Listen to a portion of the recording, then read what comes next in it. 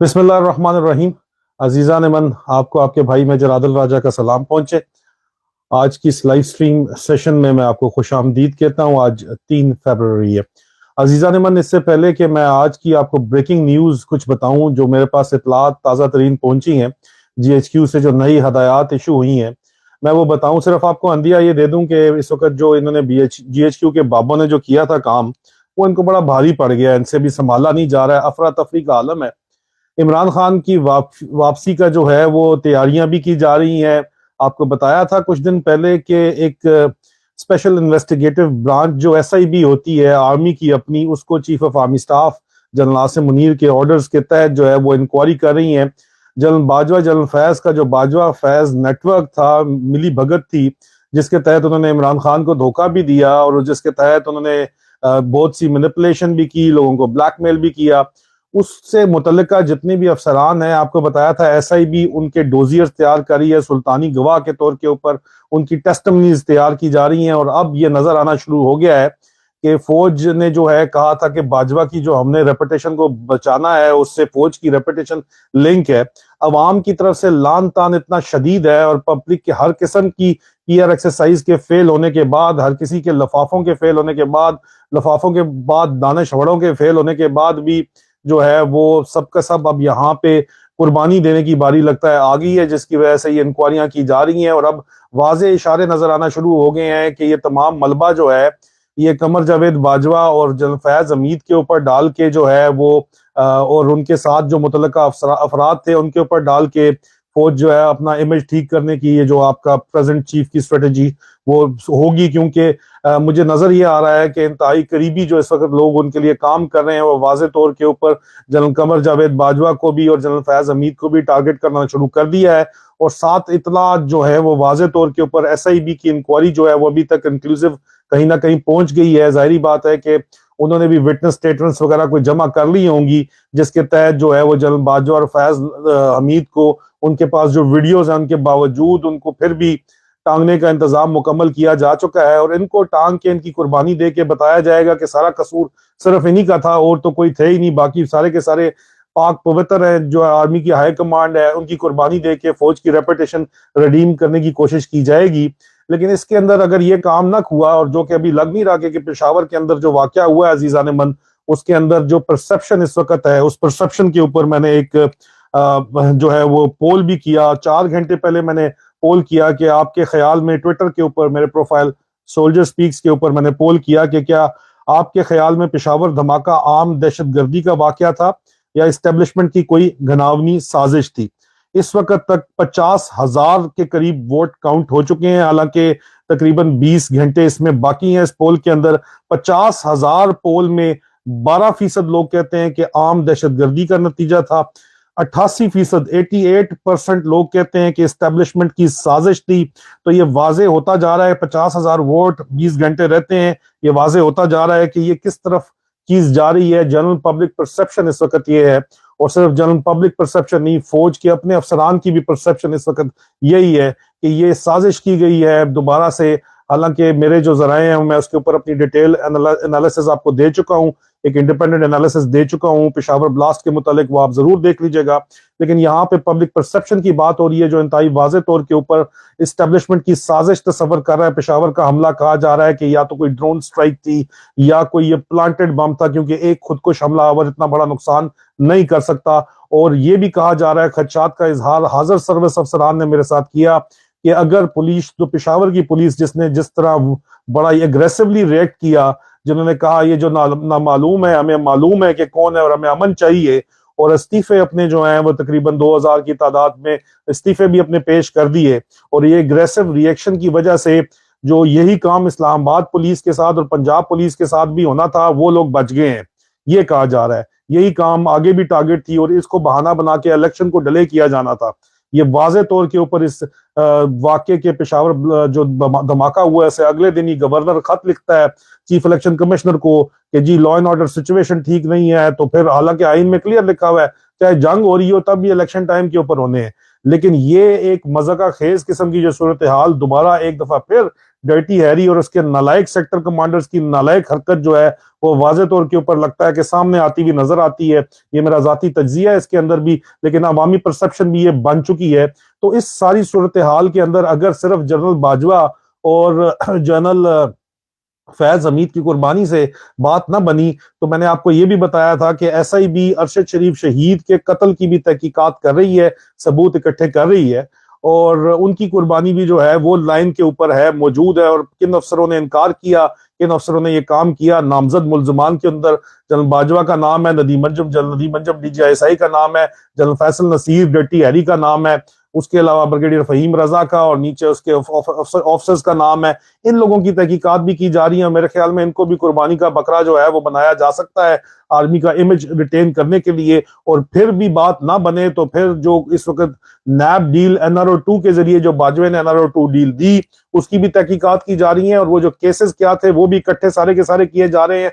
आखिरी वो भी वहां पे तैयार पड़ा हुआ है रेडी रेकनर के अंदर, कि अगर ये भी नहीं बात बनी तो अल्टीमेटली फिर रिडेम्पशन तो होनी होनी है, जब तमाम के तमाम चोरों को ये टांग देंगे। और चोरों को टांगने की तैयारी भी इस वक्त की जा रही है। इमरान खान की वापसी का अंदिया आपको देते हुए प्रो एस्टेब्लिशमेंट एंकर्स, वो एंकर्स जो कि एस्टेब्लिशमेंट को बराह रास्त उनको फीड भी करती है, उनको इंफॉर्मेशन भी देती है, जिनका एक्सेस डायरेक्टली 24/7 जो है वो चीफ ऑफ जनरल स्टाफ से, को कमांडर कराची, को कमांडर पिंडी और DGISPR के साथ होती है, वो एंकर्स यहाँ पे आके कह रहे हैं कि जी इमरान खान ने वापस आना है, तो उनको जो है वो मशवरे दिए जा रहे हैं कि ये गलती मत करना, अल्लाह दा वास्ता है, इंज ना करी, इंज ना करी, अल्लाह दा वास्ता है, भूल जाई। मेहनत तरला जो है वो पहले करने की कोशिश की गई, डराने धमकाने की इमरान खान को कोशिश की गई, जान से मारने की कोशिश की गई, और अब आखिरकार आके जो है उनको साइकोलॉजिकली दाएं बाएं से मशवरे दिला के कोशिश की जा रही है। क्योंकि मुझे यहाँ पे हालात जो GHQ में इंस्ट्रक्शंस निकली हैं उसके बाद ये लग रहे हैं कि ये लोग बिल्कुल इस वक्त अंदर से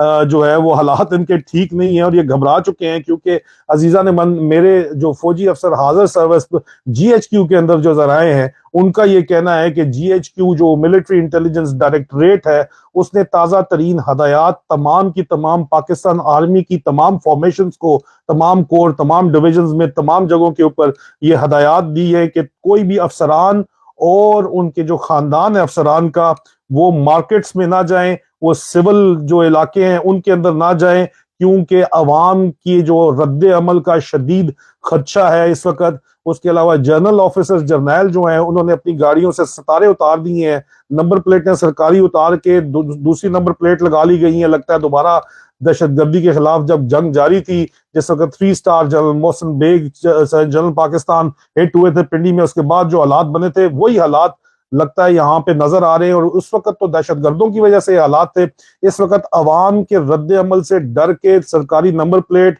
सितारों की प्लेटें स्टाफकारों से उतार ली गई हैं। जर्नैलों की फैमिलीज को जो है महफूज किया जा रहा है, महफूज मुकामात के ऊपर, अगर वो पब्लिक एक्सेस एरिया के अंदर हैं तो उनको वहां से निकाला जा रहा है। जर्नैलों के बच्चों को भी जो है बताया जा रहा है कि अपने क्लोज सर्कल से वो निकल आए, अपने आप को महफूज कर लें, क्योंकि मुतअद्दिद इस किस्म के वाकयात हुए हैं शादियों के मौकों के ऊपर या गमी के मौके के ऊपर भी। अरशद शरीफ की शहादत जिसके अंदर शामिल है, जहां पे बावर्दी अफसरान को, जर्नैल साहिबान को लान तान का सामना करना पड़ा है, और आवाम बिफर गई है और बिफर के उनको पड़ गई है। तो इस वजह से ये हदायत इशू की गई हैं GHQ मिलिट्री इंटेलिजेंस डायरेक्टरेट की तरफ से तमाम अफसरान को। जाहिर बात है सिर्फ जर्नैलों को तो नहीं देंगे ना, तो टोनी भी शामिल है जो जर्नैल बनना चाहते हैं। इन सब को उन्होंने, ये हमेशा इसी तरह होता है, जर्नैल कभी अपना नाम नहीं लेते, अपनी जगह कहते हैं जी जर्नैलों को खतरा, कभी नहीं बोलेंगे, बोलेंगे पाकिस्तान को खतरा है।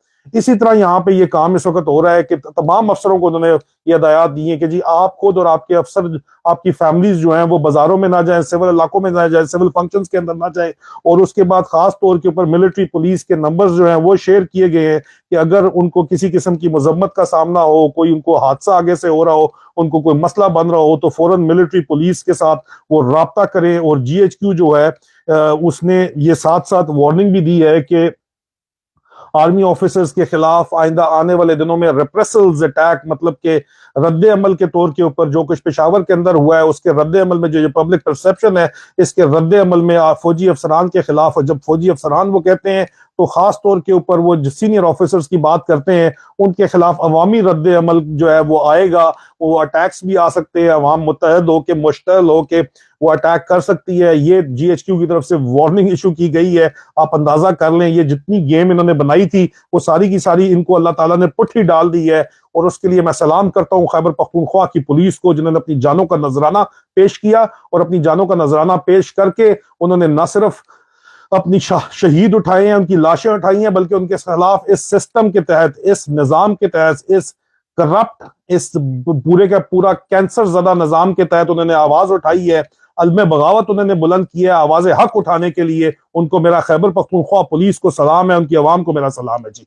और उसके अलावा ये, क्योंकि आपको पता है कि सब नेशनलिस्ट फोर्सेस और नेशनल फोर्सेस को पेशावर में जो वाकया हुआ, जो सिक्योरिटी फेलियर भी अगर आप कह लें तो ये सबसे बड़ा सिक्योरिटी फेलियर था। और सिक्योरिटी फेलियर सबसे पहले पाकिस्तान की सबसे हैवी इंटेलिजेंस एजेंसी आईएसआई का ये सिक्योरिटी फेलियर था, जिसकी वजह से ये वाकया ज़हूर पज़ीर हुआ है। और इस वाकये की वजह से ही इस वक्त सब नेशनल फोर्सेस और नेशनल फोर्सेस को पाकिस्तान के अंदर तफरका डालने की, पाकिस्तान की फेडरेशन को हमला करने का मौका खुलेआम फराम किया गया है। और ये जिसने भी ये काम किया था वो पाकिस्तान का दोस्त नहीं हो सकता। और वाज़ेह तौर के ऊपर जीएचक्यू ने प्लान दिया था, जनरल आसिम मुनीर के ऑर्डर्स के ऊपर पीटीआई के जो लीडर्स हैं उनकी गिरफ्तारी अमल के अंदर लाई जा रही है, मजीद मुकदमात बनाए जा रहे हैं और इलेक्शन को 1 साल ताखीर करने की कोशिश की जा रही थी, जो कि यहाँ पे बैकफायर होती हुई वाज़ेह तौर के ऊपर नजर आ रही है जीएचक्यू के ऑर्डर्स के तहत। उसके अलावा शदीद जो सिक्योरिटी है वो जीएचक्यू की अपनी और हेडक्वार्टर आईएसआई अपारा में उसकी सिक्योरिटी जो है वो मजीद सख्त कर दी गई है। वो अपने हमलों की वजह से डरे, अवाम की वजह से, और पहले दहशतगर्दों से डरते थे, अभी अवाम से ये डर के बैठे हुए हैं कि अवाम जो है वो इनके ऊपर चढ़ ना दौड़े कहीं पे। इस वजह से मैंने सिक्योरिटी जो है वो सख्त कर दी है। इसके अलावा अजीजा ने मन मैं आपको ये भी बताता चलूं कि अमेरिका के अंदर जो एहतजाज हुआ उसने इतना, और उसके अंदर जो है मैंने आपको बताया कि अमजद नवाज साहब ने अमेरिका के अंदर एहतजाज, न्यूयॉर्क के टाइम्स स्क्वायर के अंदर जो एहतजाज किया, यहाँ पे यूके में जो एहतजाज हो रहे हैं उनको भी यहाँ पे डर्टी हैरी की जो आउटसोर्स यहाँ पे अफसरान कवर के अंदर भेजे हुए हैं वो कवर करते हैं, या उन्होंने टाउट्स रखे हुए हैं कोई साफी लफाफियों के शक्ल के अंदर। कोई मुजाहिरी बात है, कोई यहाँ पे लोग वेले जो बैठे हुए होते हैं उन लोगों को टाउट के तौर के ऊपर थोड़े थोड़े पैसे फेंकते हैं, उनसे काम करवाते हैं। न्यूयॉर्क के अंदर भी जाहिर बात है वहां पे उन्होंने टाइम स्क्वायर में भी अपने टाउट भेजे हुए थे, उनको तकलीफ मिर्चें बहुत जोर की लग रही हैं, वहां पे कैमरे से वीडियोस वगैरह बना रहे थे वो बैठे हुए डर्टी हैरी पार्टी को भिजवाने के लिए या आई सेक्शन को के जरिए उनको भिजवाने के लिए। लेकिन यहाँ पे इनके हालात से, इनके हाथ से बाहर निकल रही है चीज, क्योंकि मैंने आपको ओवरसीज पाकिस्तानीज को मैं बताता चलूं एक दफा फिर कि पाकिस्तान में जो मर्जी हो वहां पे अगर लाख बंदा भी निकलता है और उसकी जगह 10 भी अगर ये फॉरेन कैपिटल्स में लंदन, न्यूयॉर्क, वॉशिंगटन वगैरह में अगर निकलते हैं तो इनके हाथ पैर फूल जाते हैं। जेनेवा में निकलते हैं तो इनके हाथ पैर फूल जाते हैं, बड़ा पैसा फेंकते हैं इन लोगों को कवर करने के लिए, इनको इंटिमिडेट करने के लिए, इनको धमकियां देने के लिए, इनको पाकिस्तान में तंग करने के लिए। लेकिन क्योंकि इनको तकलीफ बड़ी शदीद होती है, और मैं जो इस वक्त हमारे लंदन में, यहाँ पे यूके पूरे के अंदर और बिलखसूस अमेरिका के अंदर जो तंजीम है जो पाकिस्तान को बचाने के लिए इस वक्त अवामी एहतजाज कर रही है, उनको भी मैं सलाम पेश करता हूँ एक दफा फिर। और उनको बड़ी शदीद, जो इस वक्त डर्टी हैरी के बंदे हैं उनको शदीद इस वक्त तकलीफ है, होती तो होती रहे, हमने पाकिस्तान बचाना है इसलिए। और दोबारा एक दफा फिर मैं आपको ये बताता चलूं कि ये कहा जा रहा है कि ये जो मेहम है और डिस्ट्रक्शन है जो पेशावर में हुई, ये एक सुसाइड वेस्ट से पॉसिबल ही नहीं है, और ये हाजिर सर्विस फौजी अफसरान कह रहे हैं। इसके साथ अजीज अरमान मैं आपको बताता चलूं कि एक यहाँ पे यूके में जो है वो आपको पता है कि इन्होंने मीडिया भी यहाँ पे जो है वो किसी तरीके से मैनेज ये लोग करने की कोशिश यहाँ पे लोग करते हैं। मीडिया मालिकान चंद गिने चुने लोग हैं पाकिस्तानी मीडिया के, उन्हीं के चैनल पाकिस्तान से बाहर भी चल रहे हैं। मैं आपको एक ब्रेकिंग न्यूज ये भी देता चलूं कि यहाँ पे लंदन का जो मीडिया वॉच डॉग है ऑफकॉम, उसको यहाँ पे पिछले दिनों जो है हमारा यहाँ पे पाकिस्तानी यंग हीरो है जो आपको नवाज शरीफ के घर के बाहर अक्सर एवनफील्ड हाउस में एहतजाज करता नजर आता है, वो शहजादा जो है शयान अली, उसने जो है यहाँ पे ऑफकॉम में जो है, मैं आपको डिटेल फैसला सोमवार को आएगा, सिर्फ आपको बता दूं जी और दुनिया न्यूज के खिलाफ फैसला जो है वो सोमवार को सुनाया जाएगा। उसके ऊपर फैसला हो चुका है, उसकी पब्लिकेशन, मेरे जराए का ये दावा है कि पब्लिकेशन जो है सोमवार को होगी। ये जो है झूठी खबरें चलाने की, शयान अली के खिलाफ उन्होंने झूठी जो खबरें चलाई थी उसकी डिटेल्स भी आपको मिल जाएगी मंडे को। बड़े बड़े लोग, बड़े बड़े चेहरे, बड़े बड़े महान लोग जो हैं उनकी तमियां उतरने वाली हैं। एक तरफ तो वो लोग हैं जो यहाँ पे इन चैनल से पैसे निकलवाते हैं इसलिए कि इनके मालिक इनके अपने दोस्त जा रहे हैं और उनसे अंडर हैंड डील कर ली जाती है कि जी आप हमें यहाँ पे पैसे दे दें डिफेमेशन सूट के अंदर, वहां पे आपको जो है गवर्नमेंट जो है वो इश्तिहार दे देगी, तो वहां पे मामला तय हो जाते हैं। पॉलिटिकल पॉइंट स्कोरिंग के लिए यहाँ पे बात चलती है। लेकिन ये जो ऑफकॉम यहाँ पे इदारा है, ये 20 दिन के अंदर अगर आप यहाँ पे चले जाएं, आम लोग जो है उनको बराह रास्त अगर उनके खिलाफ झूठी खबर चलती है तो 20 दिन में जा सकते हैं उनके पास। मुझे 20 दिन का टाइम नहीं पता था, इसलिए भी मुझे लंबे तरीके से जाना पड़ रहा है। इन्हीं में से एक चैनल के खिलाफ जिन्होंने मेरे खिलाफ झूठी खबरें चलाई हैं, और इंशाल्लाह यहाँ पे उनको मिलेंगे। यहाँ पे जो है वो ऑफकॉम में 20 दिन में अगर आप जाके वीडियो एविडेंस दे देते हैं तो वो डिसीजन आपके फेवर में उसी वक्त कर देते हैं, और ज्यादातर चांसेस होते हैं कि फिर उन चैनल्स को आउट ऑफ कोर्ट सेटलमेंट करनी पड़ती है, क्योंकि अगर वो कोर्ट में जाए तो उनको फिर लीगल फीस भी अदा करनी पड़ती है। ये मैं आपको ब्रेकिंग न्यूज यहाँ की दे रहा हूँ, यहाँ पे ये भी आपको बात पता चलेगी। डिटेल इसकी जो है तमाम तफसीलात मैं आपको सोमवार वाले दिन इंशाल्लाह दूंगा। सोमवार वाले दिन ये तमाम तफसीलात जो है हम तक पहुंच भी जाएंगी। इसके अलावा अजीजा ने मन, यहाँ पे जो हालात इस वक्त बने हुए हैं उसके अंदर इमरान रियाज खान साहब को रिहा कर दिया गया है। इमरान रियाज खान हमारे हीरो हैं। इमरान रियाज खान को गिरफ्तार करने का मकसद वो किसी को समझ नहीं आया, लेकिन जो वहां पे जो वर्क साहब हैं जिन्होंने उनके खिलाफ मुकदमे में उनको डिस्चार्ज किया, उनको हम सलाम पेश करते हैं। इस सिलसिले के अंदर ये भी एक स्कूल ऑफ थॉट ये कहता है कि जी इमरान रियाज खान को एस्टेब्लिशमेंट ने नहीं इस दफा उठवाया, हुकूमत ने उठवाया था। हालांकि मुकदमा एस्टेब्लिशमेंट बनवा के गई थी, और यहाँ पे एस्टेब्लिशमेंट और इम्पोर्टेड सरकार जिसको ये लेके आए हैं खुद एक दूसरे को ये पड़ गए हैं आपस में, और यहाँ पे मामलात जो हैं एक दूसरे के खिलाफ जो है इन्होंने लड़ाई डाली हुई है इस वक्त। उसके अलावा मैंने आपको बताया था कि स्मगलिंग जो है वो अरूज के ऊपर है। पिछला मेरा वीलॉग अगर नहीं देखा तो लाजमी देख लें। अब उसके ऊपर खुलेआम पाकिस्तान के अंदर बैठा हुआ मीडिया भी रिपोर्टें शुरू कर दी हैं, उन्होंने कंफर्म करना शुरू कर दिया है। बलूचिस्तान में मुसाफिर बसों के जरिए ईरानी तेल समेत वगैरह जो स्मगलिंग की जाती है, उर्दू न्यूज ने इसके ऊपर आर्टिकल किया है। हाँ, अभी तक इतने ज्यादा आजाद पाकिस्तान में नहीं हुए कि जो कंटेंट जो पूरे जो ऑयल टैंकर्स हैं उनके जरिए जो स्मगलिंग करने वाले बड़े बड़े स्मगलर्स हैं, या छोटे छोटे अफसरान जिन्होंने एक एक भी टैंकर रखा हुआ है, टैंकर वालों तक बात नहीं आई। कानून मकड़ी का वो जाला है जिसको बड़े जानवर चीर फाड़ के निकल जाते हैं। इसी तरह मीडिया भी पाकिस्तान का यहाँ पे नजर कुछ इसी तरह आ रहा है कि उस किस्म का जाला है कि कीड़े मकोड़े तो चलो ये फंसा लेते हैं, बड़े जानवरों पे बात करते हुए भी इनकी जान निकलती है। बड़े बड़े आप कमर जावेद बाजवा के खिलाफ नारे मार रहे हो, आप जो है कल कला को फैज हमीद के खिलाफ भी नारे मारोगे। मजा तो तब है, बात तो तब है, मर्द के बच्चे तो तब हो। अब यहाँ पे डर्टी हैरी बैठा हुआ नामजद मुल्ज़म अरशद शरीफ शहीद के कत्ल के अंदर इमरान खान के ऊपर कातलाना हमले में मेजर जनरल फैसल नसीर उसके सेक्टर कमांडर, इनके नाम लेके नारे मारे आप लोग, तो पता चले ना उनके ऊपर बात करें तो फिर भी बात है।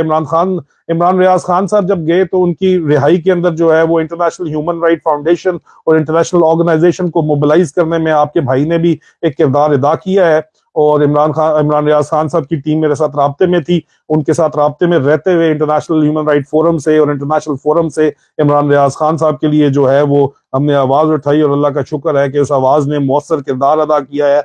उसके अलावा इस वक्त जो परसेप्शन है वो उसके ऊपर बात करें, because perception is much more important then reality. और परसेप्शन इस वक्त ये है कि जो आपके इम्पोर्टेड हुकूमत है और उनके हैंडलर्स हैं ये मुकम्मल तौर के ऊपर फेल हो चुके हैं। मरियम नवाज साहिबा को वापस लॉन्च किया गया, और आपने पहली दफा देखा कि बहावलपुर के अंदर जो है वो एक इनडोर पहली दफा मुजाहरा हुआ कि जी बाब वायर्स लगी हुई थी इनडोर फंक्शन के अंदर, जहां पे बाय इनविटेशन लोग आए हुए थे।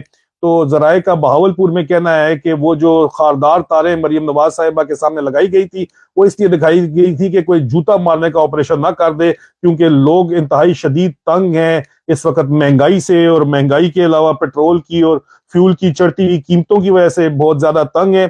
इसके अलावा लाहौर हाई कोर्ट को एक सीनियर सिटीजन है हमारे, उन्होंने खत लिखा है चीफ जस्टिस ऑफ पाकिस्तान को। वो मैं आपसे रिक्वेस्ट करूंगा, ये जनाब कैस मजहर हुसैन साहब हैं, मैं रिक्वेस्ट करूंगा, मेरे अंग्रेजी के अंदर खत है, मेरा ट्विटर प्रोफाइल सोल्जर स्पीक के ऊपर मौजूद है, प्लीज उसको जरूर पढ़िएगा। आपको बहुत ज्यादा जो है उसके बारे में पता चलेगा कि ये किस वजह से खत लिखा गया है।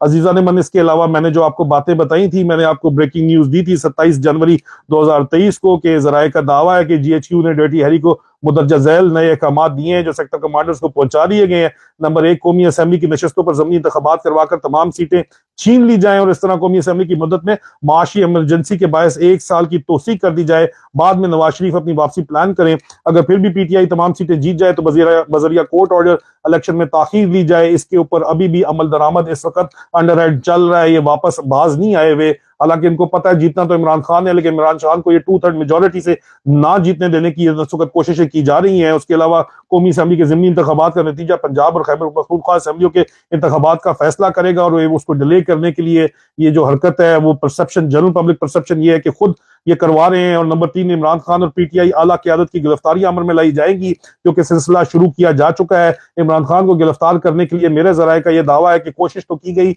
लेकिन जो उसका रिएक्शन है वो, उसके ऊपर जब वॉर गेमिंग की गई तो बताया गया कि वो रिएक्शन इस किस्म का आएगा कि इस्टेब्लिशमेंट को बर्दाश्त नहीं कर पाएगी। तो फिर उस रिएक्शन के नतीजे में ही जो मैंने आपको मिलिट्री इंटेलिजेंस डायरेक्टरेट की हदायत है तमाम अफसरान के लिए, सीनियर अफसरान के लिए जो दी गई हैं, वो मैंने आपको बताई हैं। वो इसलिए जो है वो सब कुछ हो रहा है। नंबर 4 के ऊपर इन्होंने कहा था कि जी पीटीआई के खिलाफ मुकदमात दर्ज करवाए जाएं, जिनका सिलसिला इस वक्त जारी वाज़े तौर के ऊपर नजर आता है। नंबर 5 मैंने आपको कहा था कि इमरान खान को बाहर निकालकर जिमनी इलेक्शन कैंपेन चलाने से, इमरान खान को बाहर निकल के चलाने से बाज रखा जाए, जिसकी इस वक्त पूरी कोशिश की जा रही है। दहशतगर्द तंजीमों को इमरान खान साहब ने खुद कहा है, उन्होंने जरदारी साहब का नाम लिया है कि उन्होंने पैसे दिए हैं, और यहाँ पे डर्टी हैरी ने जो है ये अलबदर का नाम दिया जा रहा है। ये तमाम मर्सनरीज हैं, इनको इस्तेमाल करके इमरान खान साहब को टारगेट करने का इन्होंने प्रोग्राम बनाया हुआ है, हर हाल में बाज रखा जाए। लेकिन अगर पेशावर ब्लास्ट आपके जिम्मे है तो आपके ख्याल में ये तो आप सह ही नहीं पाएंगे। वहां पुलिस खड़ी होगी या सीधा पूरी की पूरी आवाम खड़ी हो जाएगी, और पूरी की पूरी आवाम यहाँ पे जितनी भी है, जाहिर बात है खासतौर के ऊपर खैबर पख्तूनख्वा में, पंजाब के अंदर वो मुसल्लह अवाम है यहाँ पे। उसके अलावा मार्शल लॉ का प्लान जो है वो प्लान बी के तौर के ऊपर मौजूद है। टेक्नोक्रेटिक सेटअप का मैंने आपको बताया था, टेक्नोक्रेटिक सेटअप के नॉमिनीज के लिए जो है वो इंटरव्यूज कर रहे हैं, लेकिन उस सूरत में तमाम की तमाम पार्टियां जो हैं वो मिल जाएंगी, और तमाम पार्टियां मिलके जो है वो इनका मुकाबला करेंगी। जो भी इनको काबिल कबूल नहीं है कि इनके पास कोई पॉलिटिकल पार्टनर बचे ही ना, लेकिन अगर उस सूरत में इमरान माइनस पीटीआई को साथ में लाना चाहें तो इस वक्त हालात वो नहीं नजर आ रहे कि वो ये काम भी कर पाएंगे, क्योंकि इस वक्त सिर्फ पेशावर के एक धमाके के बाद जो रद्द-ए-अमल अवाम का आया है, उस सूरत में ये बात अंदाजा लगाना इंतहाई वाज़ेह है कि किसी भी किस्म की कोई भी गड़बड़, चाहे वो ना भी इस्टेब्लिशमेंट करे, वो इस्टेब्लिशमेंट ही के मत्थे पड़ेगी और इस्टेब्लिशमेंट ही के खाते में पड़ेगी। तो मजीद इस्टेब्लिशमेंट कितना बोझ बर्दाश्त कर सकती है ये काम चलाने के लिए, ये फैसला कोई करना इतना मुश्किल नहीं है, कोई रॉकेट साइंस नहीं है। किसी जो है वो 12वीं के बच्चे को भी ये बात समझ आ जाएगी कि मामला फिर किस तरफ जाएंगे, तो इनको भी मेरे ख्याल में समझ आ गई है। और उसके अलावा जरदारी साहब अपनी गेमें तो वो तो कर ही रहे हैं, इसमें तो कोई शक नहीं है, लेकिन इमरान खान साहब ने मास्टर स्ट्रोक खेलते हुए जो है उनको एक्सपोज किया है, और उसके बाद वो डिफेमेशन सूट के लिए गए तो है, लेकिन जरदारी साहब के ऊपर कत्ल की पहले भी इससे बहुत सी एफआईआर मौजूद हैं। उनके डिफेमेशन सूट काम करेगा नहीं करेगा, ये एक बहुत बड़ा सवालिया निशान है। अजीजान मन, इन तमाम खबरों के साथ इस वक्त मैंने सिर्फ आपको खबरें दी हैं, तज्जिया आज मैं आपको नहीं दूंगा मजीद। इंशाल्लाह बशर्ते जिंदगी बहुत जल्द आप लोगों से दोबारा मुलाकात होगी। फी अमान अल्लाह।